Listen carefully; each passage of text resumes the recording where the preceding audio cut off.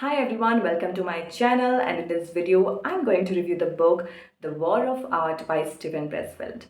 A lot of people confuse this book with The Art of War, but that's a completely different book altogether, written by a Chinese author named Sun Tzu.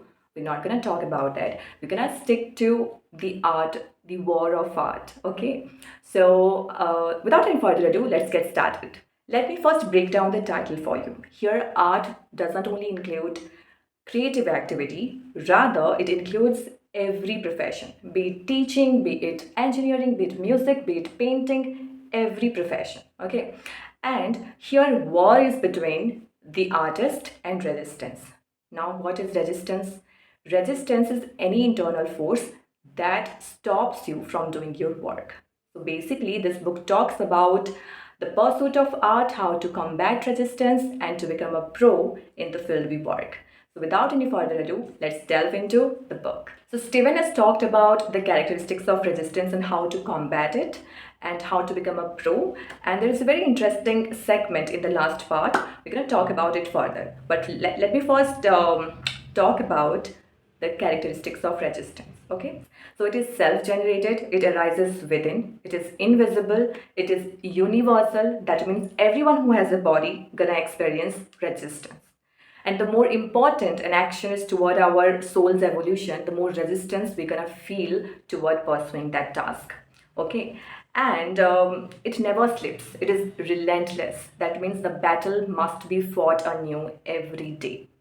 But there's a very interesting fact about resistance is that it has no strength of its own. It is fueled by our own fear. So master that fear and voila, you can conquer the resistance. Procrastination is also a form of resistance. But how to combat it?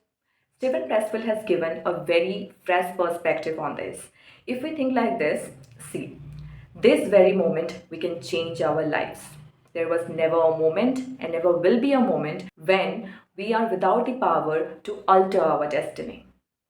This second, we can turn the table on resistance. One very interesting characteristic of resistance is rationalization. Resistance presents us with very rational and logical justification not to do a specific task. And the reason sounds very legit to us because it comes from within. We think that it's a legit reason and we skip the task. But actually, that is resistance in disguise. I'll give you an instance. Suppose you do your daily workout on your terrace, okay? But the rainy season comes and you start skipping your exercise. And rain is a legit reason to do so. But you could have done that in your living room, right? But no. This time, resistance got the better of you. There are a lot of characteristics of resistance. I just gave you a few examples. When you read the book, you can go through it. And this is how Steven gave you a fresh perspective to recognize resistance, and once you recognize it, it becomes easier to combat it, right? Now let's talk about the next part, that is how to become a pro. So the first and foremost thing is the artist should know how to be miserable. He has to love being miserable because he has to show up for his work each and every day, no matter what. So what are the qualities of a professional? Here professional means a pro, an expert in his field. Okay, so professional is patient. He concentrates on techniques, masters how, and leaves what and why to the gods. And I love how Steven has talked about Bhagavad Gita here. Bhagavad Gita says the artist has the right to his labor, not to the fruits of his labor, right? So a professional doesn't take his failure or success personally. He acts in the face of fear. He takes no excuses. A pro is always prepared. A professional dedicates himself in mastering the techniques, not because he believes techniques are substitute of inspiration, but because he wants to be in full ascent of his skills when inspiration does come. There is no shortcut to turning pro. You just view yourself as a professional and you do the work. As simple as that.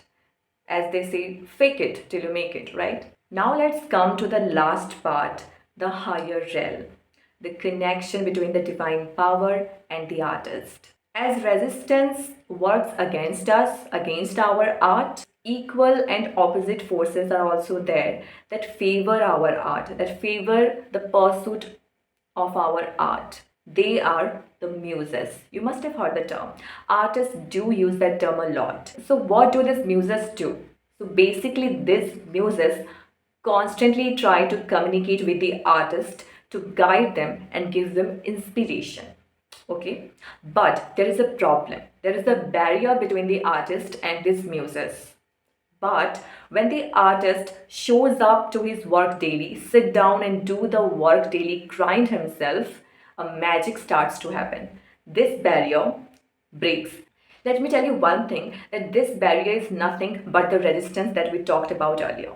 So when the artist does his work daily, this barrier breaks and it becomes easier for the muses to communicate with the artist, give them inspiration, and help them tap into the deeper source of creativity.